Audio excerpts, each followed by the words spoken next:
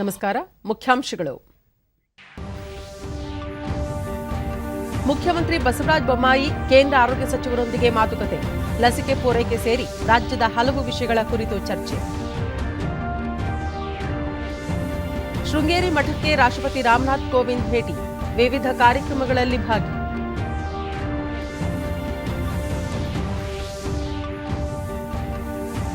ಭಾರತೀಯ ವಾಯುಪಡೆಯ 89ನೇ ವರ್ಷಾಚರಣೆ. ಬಾಹ್ಯ ಶಕ್ತಿಗಳಿಂದ ದೇಶ ರಕ್ಷಣೆಗೆ ವಾಯುಪಡೆ ಸನ್ನದ್ಧ. Air chief marshal BR Chaudhary.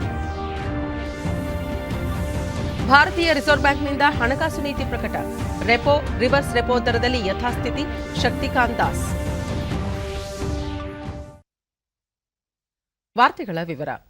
ಮುಖ್ಯಮಂತ್ರಿ ಬಸವರಾಜ ಬೊಮ್ಮಾಯಿ ಕೇಂದ್ರ ಆರೋಗ್ಯ ಹಾಗೂ ರಾಸಾಯನಿಕ ಮತ್ತು ರಸಗೊಬ್ಬರ ಖಾತೆ ಸಚಿವ ಮನ್ಸುಖ್ ಮಾಂಡವಿಯಾ ಅವರನ್ನು ದೆಹಲಿಯಲ್ಲಿಂದು ಭೇಟಿ ಮಾಡಿ ಮಾತುಕತೆ ನಡೆಸಿದರು.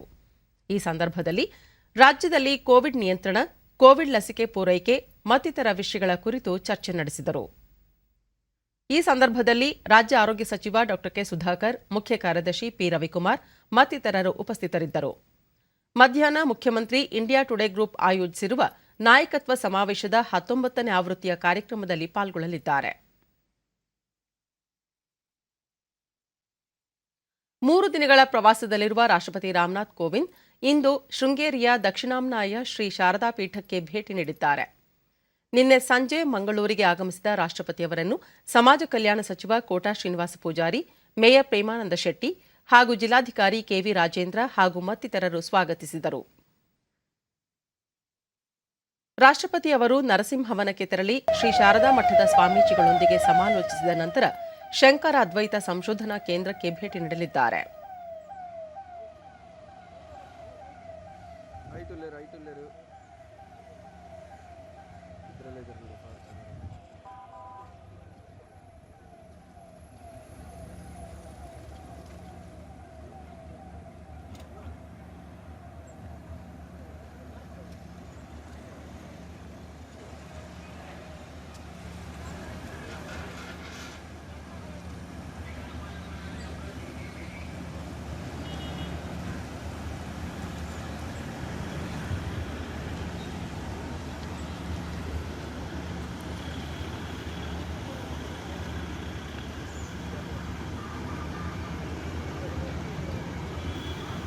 ಭಾರತೀಯ ವಾಯುಪಡೆಯು ಇಂದು 89ನೇ ವರ್ಷಾಚರಣೆ ಆಚರಿಸುತ್ತಿದೆ. ಉತ್ತರ ಪ್ರದೇಶದ ಘಾಜಿಯಾಬಾದ್ನ ಹಿಂಡನ್ ವಾಯುನೆಲೆಯಲ್ಲಿ ವಿಶೇಷ ಕಾರ್ಯಕ್ರಮ ಆಯೋಜಿಸಲಾಗಿತ್ತು. ಹಿಂಡನ್ ವಾಯುಸೇನಾ ಸ್ಥಾನಕ್ಕೆ ಅದ್ಯ ವಾಯುಸೇನಾ ದಿನ ದೇಶೆ ಪ್ರವರ್ತಮಾನ ಸಂಕಟಾನ್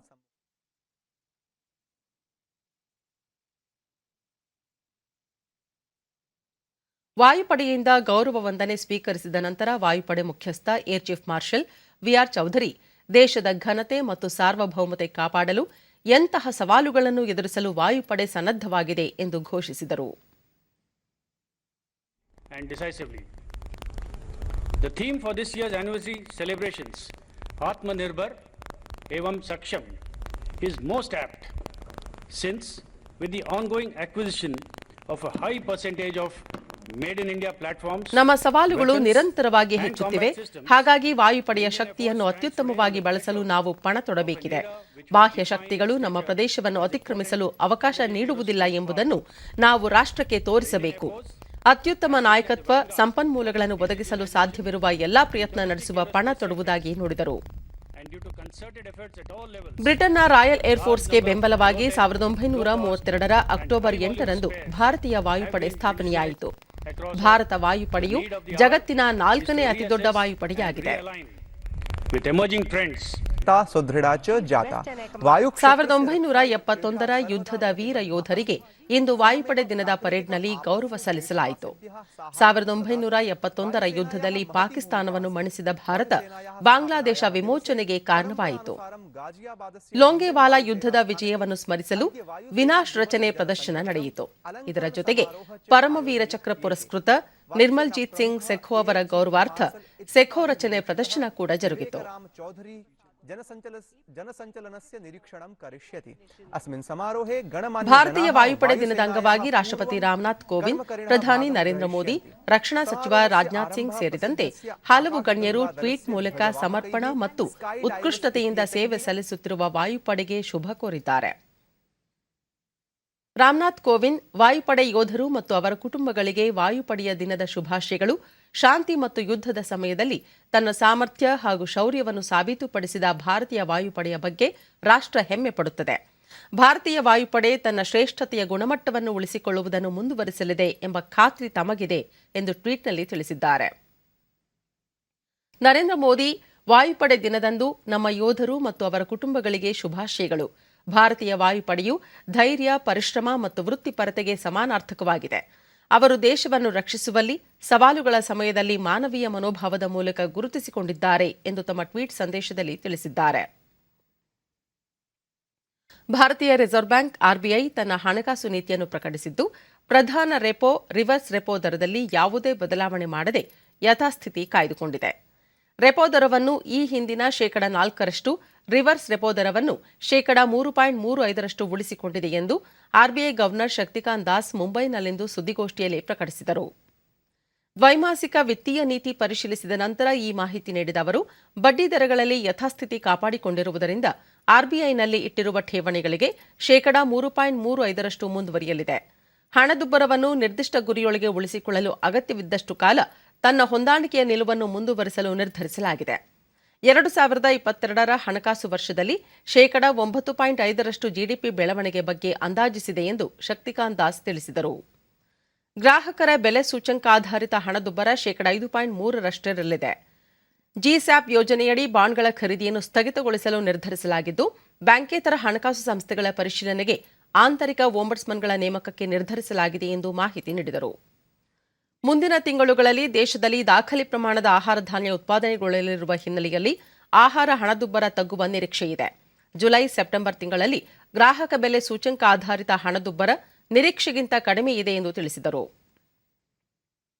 On 6th, 7th and 8th October, based on an assessment of the evolving macroeconomic and financial conditions and the outlook, the MPC voted unanimously to maintain status quo with regard to the policy repo rate and by a majority of 5-1 to retain the accommodative policy stance.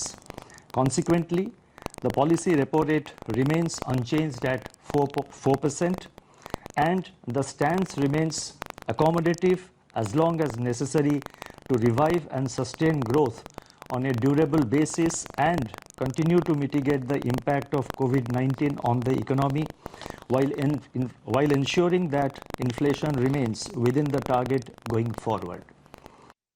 ಭಯೋತ್ಪಾದನೆ, ಸಾಂಕ್ರಾಮಿಕ ಅಥವಾ ಹವಾಮಾನ ಬದಲಾವಣೆಯಂತಹ ಹಲವು ಸವಾಲುಗಳ ವಿಷಯಗಳಲ್ಲಿ ಭಾರತ ಹಾಗೂ ಅಮೆರಿಕದ ಆಲೋಚನೆಗಳು ಸಮಾನಾಂತರವಾಗಿವೆ ಎಂದು ವಿದೇಶಾಂಗ ವ್ಯವಹಾರಗಳ ಸಚಿವ ಡಾ ಎಸ್ ಜೈಶಂಕರ್ ಹೇಳಿದ್ದಾರೆ. ಭಾರತ ಹಾಗೂ ಅಮೆರಿಕ ಕೇವಲ ಜಾಗತಿಕ ವಿಷಯಗಳಲ್ಲಿ ಮಾತ್ರ ಒಗ್ಗೂಡಿ ಕಾರ್ಯನಿರ್ವಹಿಸುತ್ತಿಲ್ಲ, ಜಗತ್ತಿನ ಒಳಿತಿಗಾಗಿ ತಮ್ಮನ್ನು ಸಮರ್ಪಿಸಿಕೊಂಡಿವೆ ಎಂದು ತಿಳಿಸಿದ್ದಾರೆ. ಅಮೆರಿಕ ಭಾರತ ವ್ಯಾಪಾರ ಮಂಡಳಿಯ ಶೃಂಗಸಭೆಯ 4ನೇ ವಾರ್ಷಿಕ ಸಭೆಯಲ್ಲಿ ಜೈಶಂಕರ್ ಪ್ರಧಾನ ಭಾಷಣ ಮಾಡಿದರು. ಕ್ವಾಡ್ ಉಪಕ್ರಮಗಳ ಮೂಲಕ ಕೋವಿಡ್ ಸವಾಲುಗಳನ್ನು ನಿಭಾಯಿಸಿ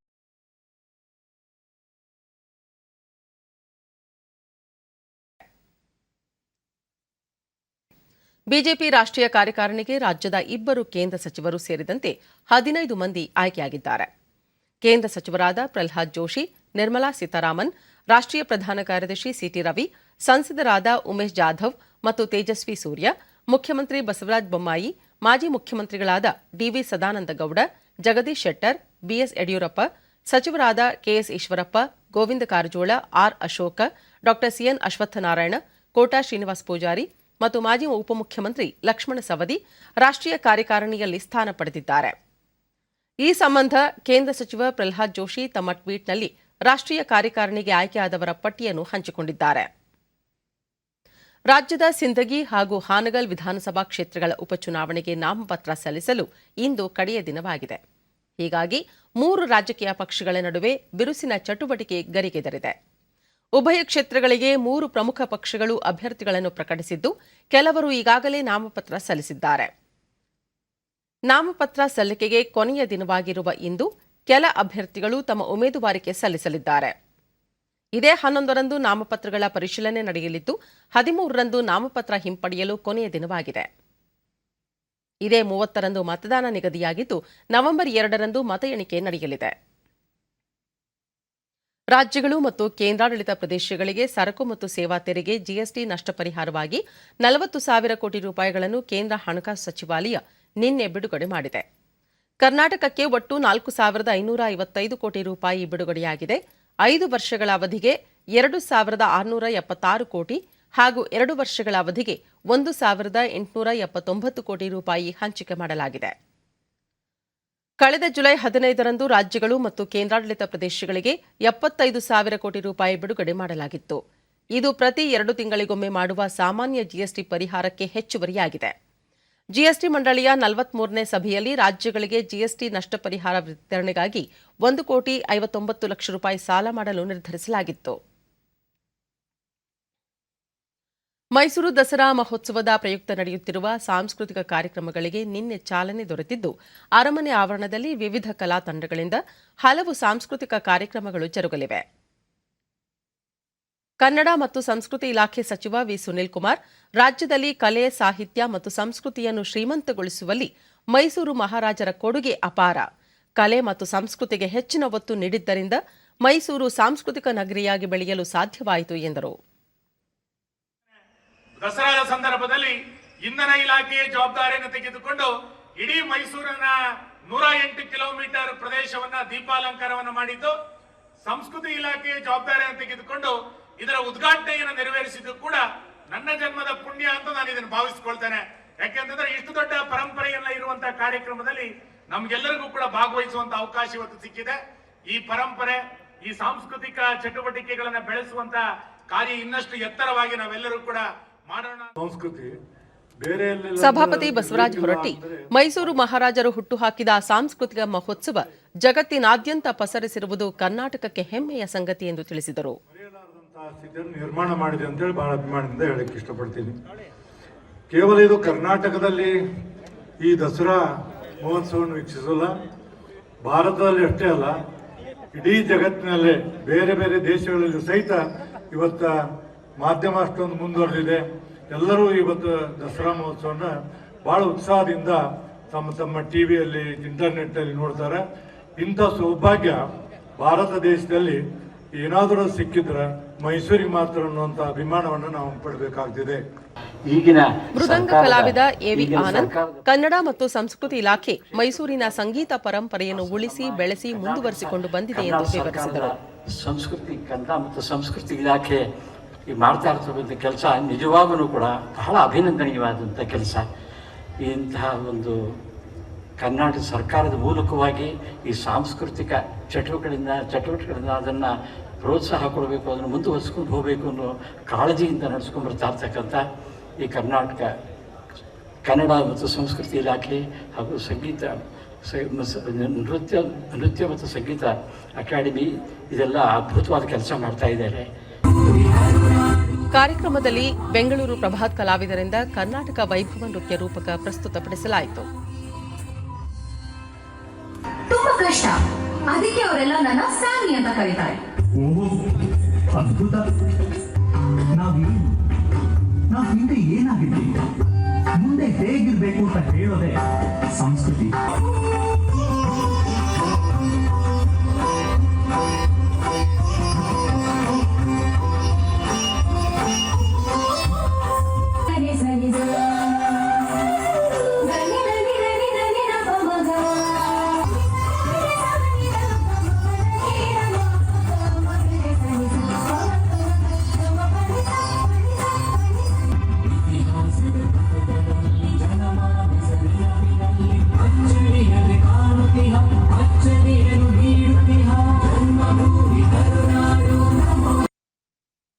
ಉತ್ತರ ಕನ್ನಡ ಜಿಲ್ಲೆ ಕುಮಟಾದ ಪದವಿ ಪೂರ್ವ ಕಾಲೇಜಿನ ಹೆಚ್ಚುವರಿ ಕೊಠಡಿಗಳ ನಿರ್ಮಾಣ ಕಾಮಗಾರಿಗೆ ಪ್ರಾಥಮಿಕ ಮತ್ತು ಪ್ರೌಢಶಿಕ್ಷಣ ಸಚಿವ ಬಿಸಿ ನಾಗೇಶ್ ನಿನ್ನೆ ಚಾಲನೆ ನೀಡಿದರು. ಶಾಸಕ ದಿನಕರ್ ಶೆಟ್ಟಿ ಸೇರಿದಂತೆ ಹಲವು ಗಣ್ಯರು ಕಾರ್ಯಕ್ರಮದಲ್ಲಿ ಉಪಸ್ಥಿತರಿದ್ದರು.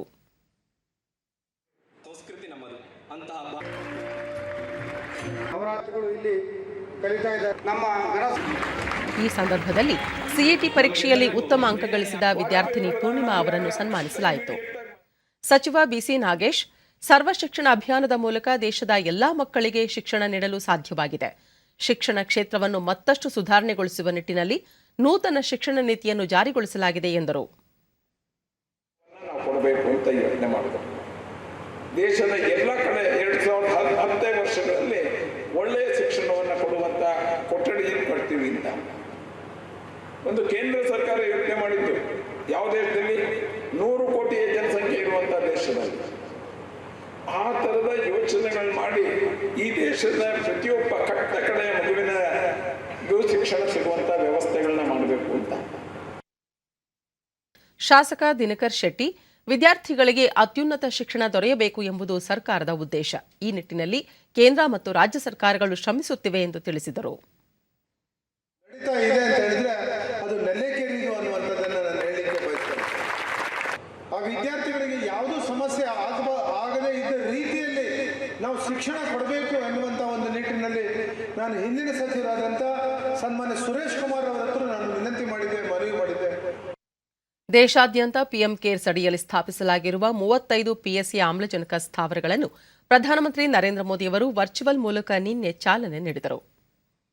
ಈ ಪೈಕಿ ಹಾಸನ ವೈದ್ಯಕೀಯ ವಿಜ್ಞಾನ ಆಸ್ಪತ್ರೆ ಹಿಮ್ಸ್ನಲ್ಲಿ ಪ್ರತಿ ನಿಮಿಷಕ್ಕೆ ಸುಮಾರು 1,000 ಲೀಟರ್ ಸಾಮರ್ಥ್ಯದ ಆಮ್ಲಜನಕ ಉತ್ಪಾದನಾ ಸ್ಥಾವರಕ್ಕೂ ಚಾಲನೆ ದೊರೆತಿದೆ. ಈ ವೇಳೆ ಸಚಿವ ಕೆ ಗೋಪಾಲಯ್ಯ, ಶಾಸಕರಾದ Preetham J Gowda, CN Balakrishna, KM Shivalingegowda ಸೇರಿದಂತೆ ಹಲವು ಗಣ್ಯರು ಉಪಸ್ಥಿತರಿದ್ದರು. ಡಿಡಿ ನ್ಯೂಸ್ನೊಂದಿಗೆ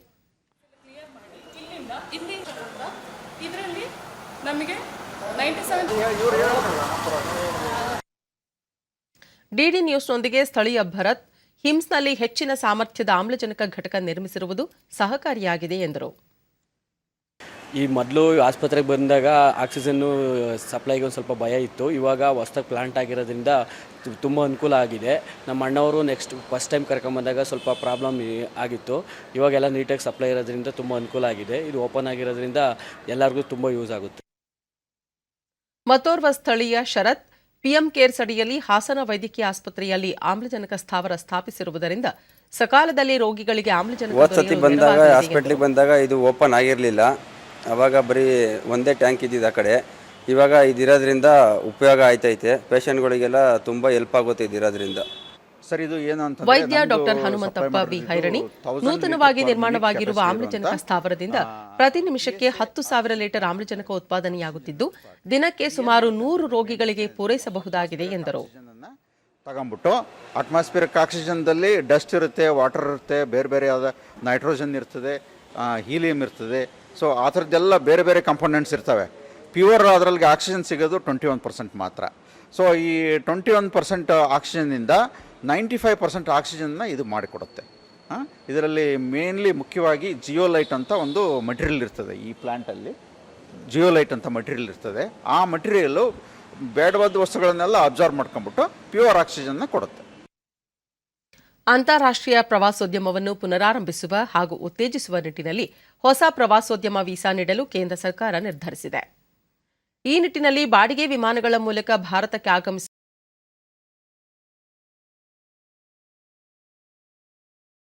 ವಿಮಾನಗಳ ಮೂಲಕ ಭಾರತಕ್ಕೆ ಬರುವವರಿಗೆ ನವೆಂಬರ್ 15ರಿಂದ ಪ್ರವಾಸಿ ವೀಸಾ ನೀಡಲಾಗುವುದು ಎಂದು ಗೃಹ ಸಚಿವಾಲಯ ತಿಳಿಸಿದೆ. ದೇಶದಲ್ಲಿ ಕಳೆದ ಮಾರ್ಚ್ನಲ್ಲಿ ಕೋವಿಡ್-19 ಸೋಂಕು ಪ್ರಕರಣಗಳು ಹೆಚ್ಚಾದ ಕಾರಣ ವಿದೇಶಿ ಪ್ರವಾಸಿಗರ ಭೇಟಿಗೆ ಅವಕಾಶ ನಿರಾಕರಿಸಲಾಗಿತ್ತು. ಆದರೆ ಈಗ ಪ್ರವಾಸೋದ್ಯಮವನ್ನು ಪುನಶ್ಚೇತನಗೊಳಿಸಲು ಈ ಕ್ರಮ ಕೈಗೊಳ್ಳಲಾಗಿದೆ.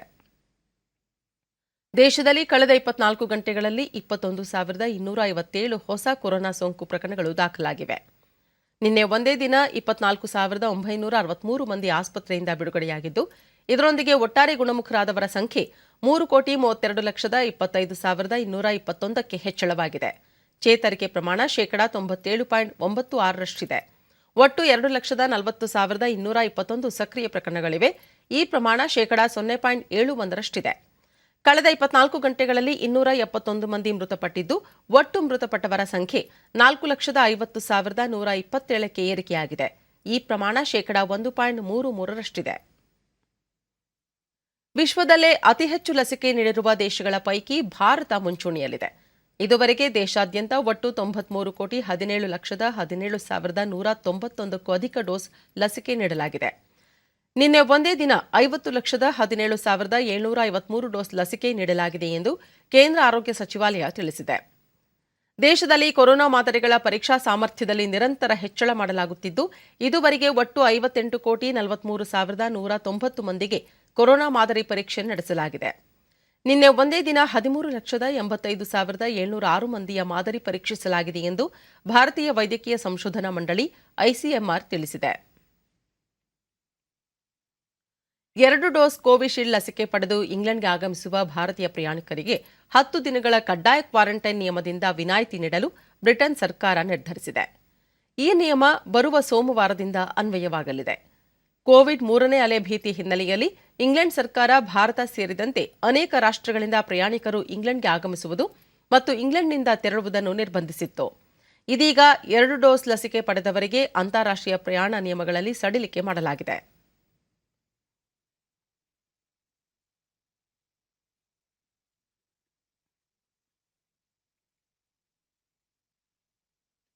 ರಾಮನಗರ ತಾಲೂಕಿನ ಪಾದರೆಹಳ್ಳಿ ರೈತ ದಂಪತಿ ಸಾವಯವ ಕೃಷಿ ಪದ್ಧತಿ ಅಳವಡಿಸಿಕೊಳ್ಳುವ ಮೂಲಕ ಮಿಶ್ರ ಬೆಳೆ ಬೆಳೆದು ಇತರರಿಗೆ ಮಾದರಿಯಾಗಿದ್ದಾರೆ. ಪುರುಷೋತ್ತಮ ಮತ್ತು ರತ್ನ ದಂಪತಿ ಪಾಳು ಬಿದ್ದಿದ್ದ 1 ಎಕರೆ ಜಮೀನಿನಲ್ಲಿ ಕಳೆದ 2 ವರ್ಷಗಳಿಂದ ಸಾವಯವ ಪದ್ಧತಿ ಅಳವಡಿಸಿಕೊಂಡಿದ್ದು, ಬಾಳೆ, ತೆಂಗು, ಮಾವು, ಕಾಳುಮೆಣಸು, ಏಲಕ್ಕಿ ಸೇರಿದಂತೆ ಹಲವು ಮಿಶ್ರ ಬೆಳೆಗಳನ್ನು ಬೆಳೆದಿದ್ದು ಲಾಭದ ನಿರೀಕ್ಷೆಯಲ್ಲಿದ್ದಾರೆ.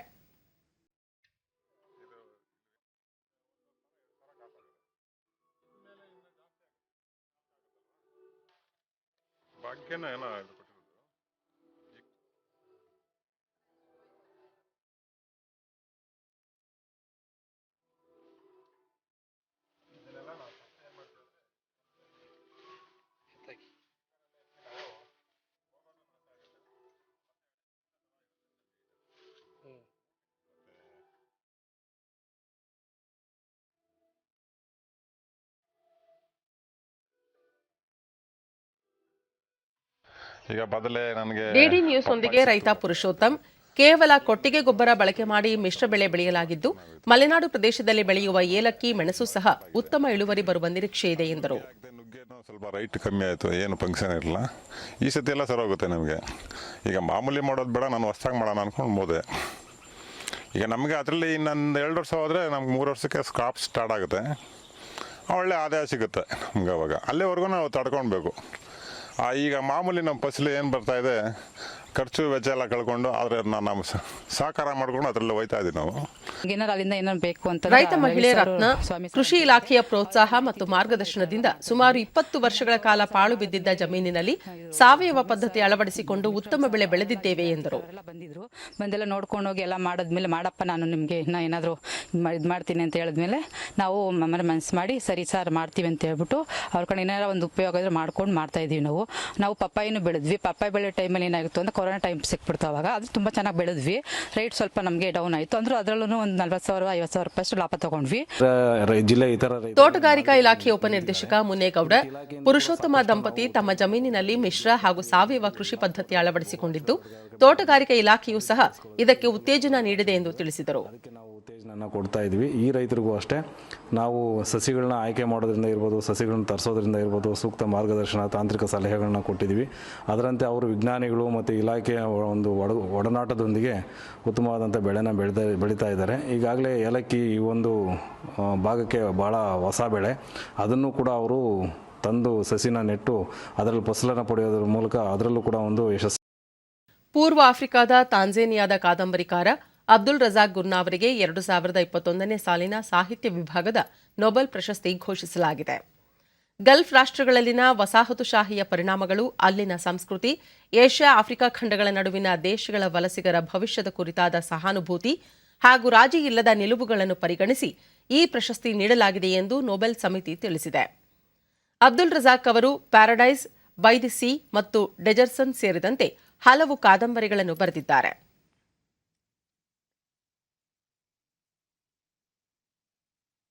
ಶೇಷಾದ್ರಿಪುರಂ ಕಾಲೇಜಿನ ಎನ್ಎಸ್ಎಸ್ ಘಟಕ ಯುವ ಸಬಲೀಕರಣ ಮತ್ತು ಕ್ರೀಡಾ ಇಲಾಖೆ ಸಹಯೋಗದೊಂದಿಗೆ ಬೆಂಗಳೂರಿನಲ್ಲಿಂದು ಆಯೋಜಿಸಿರುವ ಕ್ಲೀನ್ ಇಂಡಿಯಾ ಸೈಕಲ್ ಜಾಥಾಗೆ ಶೇಷಾದ್ರಿಪುರಂ ಶಿಕ್ಷಣ ದತ್ತಿಯ ಪ್ರಧಾನ ಕಾರ್ಯದರ್ಶಿ ಡಾ ಊಡೆ ಪಿ ಕೃಷ್ಣ ಹಸಿರು ನಿಶಾನೆ ತೋರಿದರು. 3 ದಿನಗಳ ಸೈಕಲ್ ಜಾಥಾದಲ್ಲಿ ಎನ್ಎಸ್ಎಸ್ ವಿದ್ಯಾರ್ಥಿಗಳು ನಗರದಾದ್ಯಂತ ಸಂಚರಿಸಿ ಪ್ಲಾಸ್ಟಿಕ್ ಮುಕ್ತ ನಗರ ಹಾಗೂ ಸ್ವಚ್ಛತೆ ಕುರಿತು ಜನರಲ್ಲಿ ಜಾಗೃತಿ ಮೂಡಿಸಲಿದ್ದಾರೆ. ಈ ವೇಳೆ 75 ಲಕ್ಷ ಕೆಜಿ ಪ್ಲಾಸ್ಟಿಕ್ ತ್ಯಾಜ್ಯವನ್ನು ಸಂಗ್ರಹಿಸಿ ವಿಲೇವಾರಿ ಮಾಡುವ ಗುರಿ ಹೊಂದಲಾಗಿದೆ.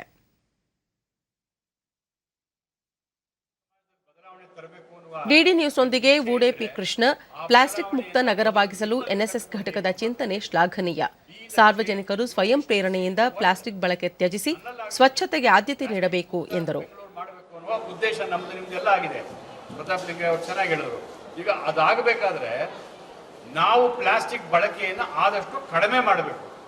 ಬಳಕೆ ಕಡಿಮೆ ಆದರೆ ನಂತರ ಮಿಕ್ಕಿದೆಲ್ಲೂ ಕೆಲಸಗಳು ಆಗ್ತದೆ ಅನ್ನುವ. ಕೊನೆಯಲ್ಲಿ ಮತ್ತೊಮ್ಮೆ ಮುಖ್ಯಾಂಶಗಳು.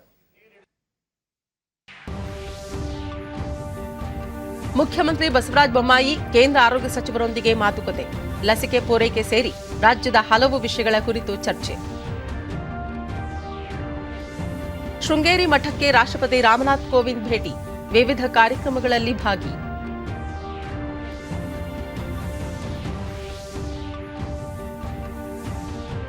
ಭಾರತೀಯ ವಾಯುಪಡೆಯ 89ನೇ ವರ್ಷಾಚರಣೆ. ಬಾಹ್ಯ ಶಕ್ತಿಗಳಿಂದ ದೇಶ ರಕ್ಷಣೆಗೆ ವಾಯುಪಡೆ ಸನ್ನದ್ಧ. Air chief marshal VR Chaudhari. ಭಾರತೀಯ ರಿಸರ್ವ್ ಬ್ಯಾಂಕ್ನಿಂದ ಹಣಕಾಸು ನೀತಿ ಪ್ರಕಟ. ರೆಪೋ, ರಿವರ್ಸ್ ರೆಪೋ ದರದಲ್ಲಿ ಯಥಾಸ್ಥಿತಿ. ಶಕ್ತಿಕಾಂತ್ ದಾಸ್. ನಮ್ಮ ವಾರ್ತಾ ಪ್ರಸಾರವನ್ನು ನೀವು ಡಿಡಿ ಚಂದನ ನ್ಯೂಸ್ ಯೂಟ್ಯೂಬ್ ಚಾನೆಲ್ನಲ್ಲೂ ವೀಕ್ಷಿಸಬಹುದು. ವ್ಯಕ್ತಿಗತ ಅಂತರ ಕಾಪಾಡಿಕೊಳ್ಳುವುದರೊಂದಿಗೆ ನೀವು ಸುರಕ್ಷಿತವಾಗಿರಿ, ನಿಮ್ಮವರನ್ನು ಸುರಕ್ಷಿತವಾಗಿರಿಸಿ. ನೈರ್ಮಲ್ಯಕ್ಕೆ ಆದ್ಯತೆ ನೀಡುವುದರ ಜೊತೆಗೆ ಕೋವಿಡ್-19 ಮಾರ್ಗಸೂಚಿಗಳನ್ನು ತಪ್ಪದೆ ಪಾಲಿಸಿ. ನಮ್ಮ ಮುಂದಿನ ವಾರ್ತಾ ಪ್ರಸಾರ ಸಂಜೆ 4:30ಕ್ಕೆ. ನಮಸ್ಕಾರ.